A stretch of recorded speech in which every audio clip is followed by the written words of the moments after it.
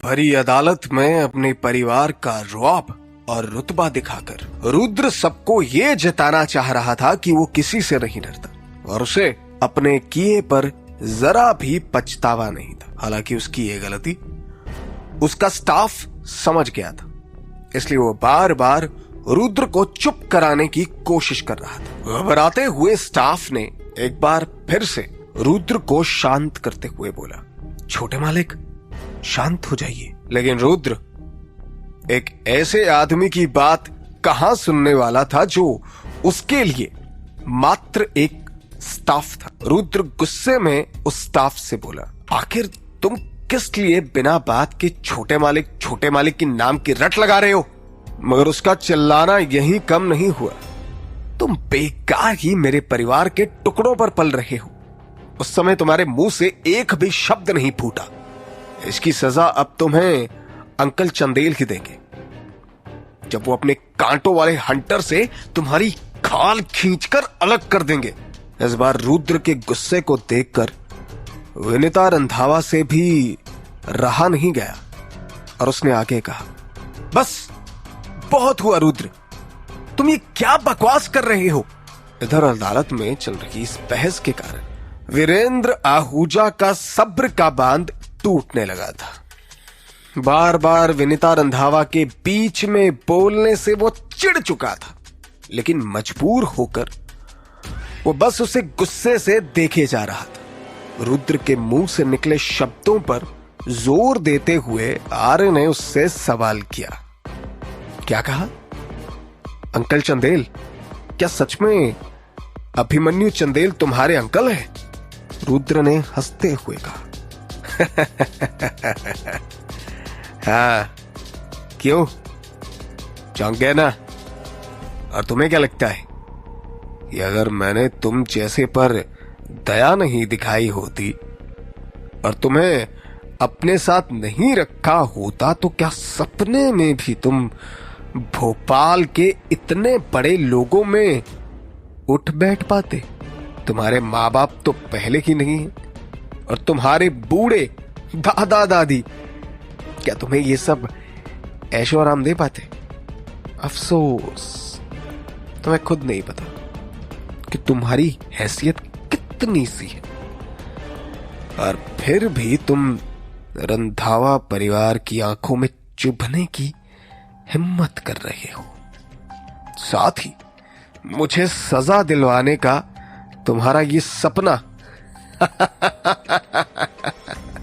हवा में तीर छोड़ना कोई तुमसे सीखे। आर्य की आंखों में अजीब सी शांति को देखकर रुद्र को बेहद खुशी मिल रही थी, इसलिए उसने एक सांस में आर्य को वो सब कह दिया जो उसके मन में आया।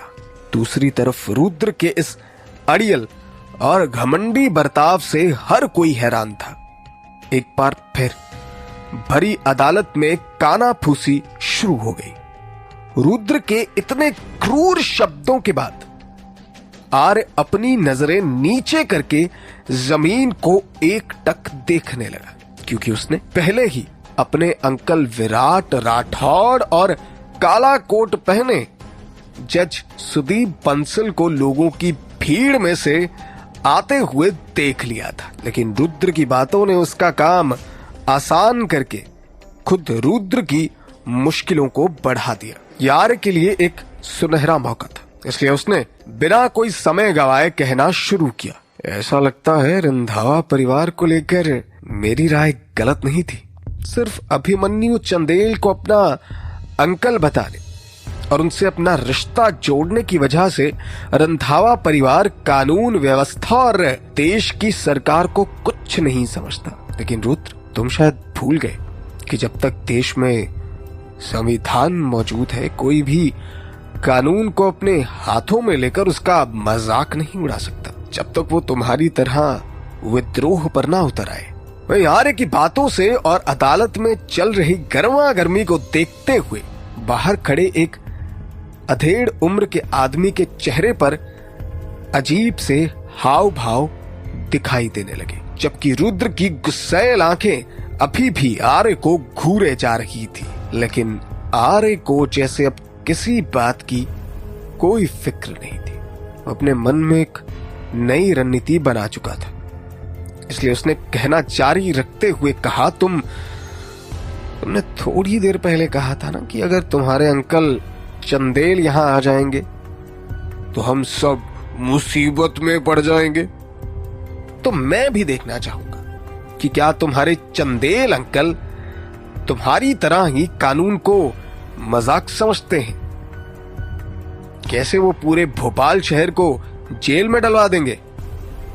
क्या वो सच में भोपाल शहर के लोगों को चींटी की तरह मसलने की हिम्मत रखते हैं। आर्य ने आगे कहा, मुझे हैरानी हो रही है कि तुम्हारी बातों से कि तुम्हारे अंकल चंदेल की नजरों में हम लोगों की कोई वैल्यू नहीं है, और अगर वो तुम्हारी ही तरह क्रूर स्वभाव रखते हैं तो मैं आर्य राठौड़ तुम्हारे अंकल चंदेल से बिल्कुल भी नहीं डरता हूं, और ना ही मुझे कहीं भागने की जरूरत है, क्योंकि हमारा कानून हमें तुम जैसों से जरूर बचाएगा। ये बात आर्य ने इतनी जोर से कही कि अदालत में बैठे सभी इसको बहुत आराम से सुन सकते थे। साथ ही उसकी बातों का असर भी अब लोगों पर होने लगा था। अब तक अदालत का माहौल एकदम शांत हो चुका था और कोई भी इस खामोशी को तोड़ने की हिम्मत नहीं कर रहा था। वीरेंद्र आहूजा ने शांत माहौल के बीच अपनी बात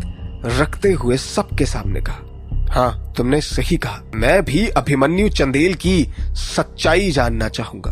तभी एक शख्स ने भीड़ में से कहा, हाँ, ये सही है, हम भी उसकी हिम्मत देखना चाहेंगे। अचानक अदालत में सभी के मुंह से एक ही बात निकलने लगी और सभी के चेहरे गुस्से से भर गए थे। भीड़ में से किसी ने कहा, आर्मी में होने की वजह से मैंने हमेशा अभिमन्यु चंदेल का सम्मान किया है, लेकिन मैंने कभी ऐसा नहीं सोचा था कि ये रंधावा परिवार अभिमन्यु चंदेल को अपना रिश्तेदार बताकर इतने घमंड में आ जाएगा कि वो कानून की भी इज्जत नहीं करेगा।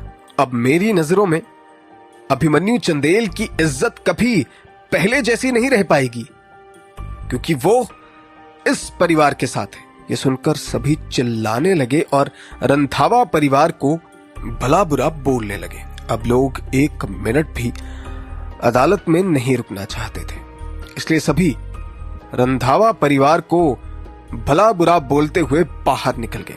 लेकिन वो ऐसा कर पाते उससे पहले सभी की नजरें अचानक अभिमन्यु चंदेल पर पड़ी, जो काफी देर से सभी की बातें चुपचाप सुन रहा था, क्योंकि बाहर खड़ा वो आदमी कोई और नहीं बल्कि अभिमन्यु चंदेल ही था।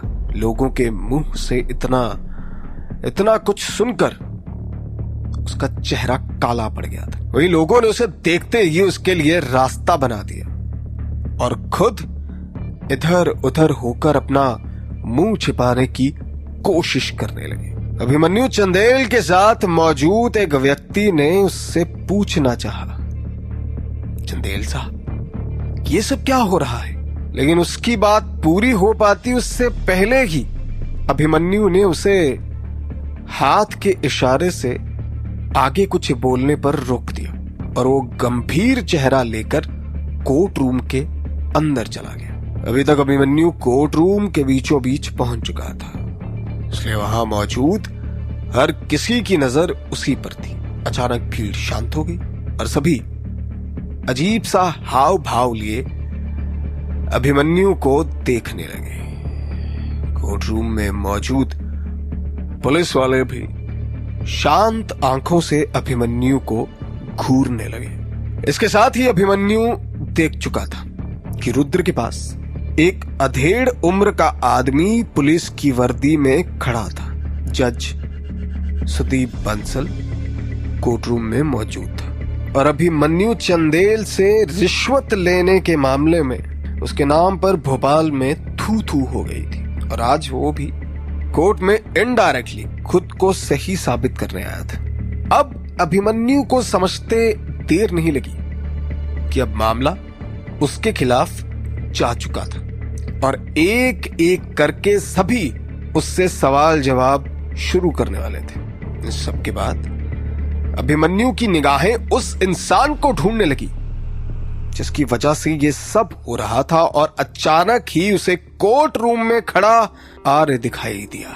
उसने मन में कहा, क्या ये राठौड़ परिवार का वही कमजोर और सीधा सा लड़का आर्य राठौड़ है? नहीं, आर्य इस तरह से कभी मेरी आंखों में आंखें डालकर नहीं देख सकता।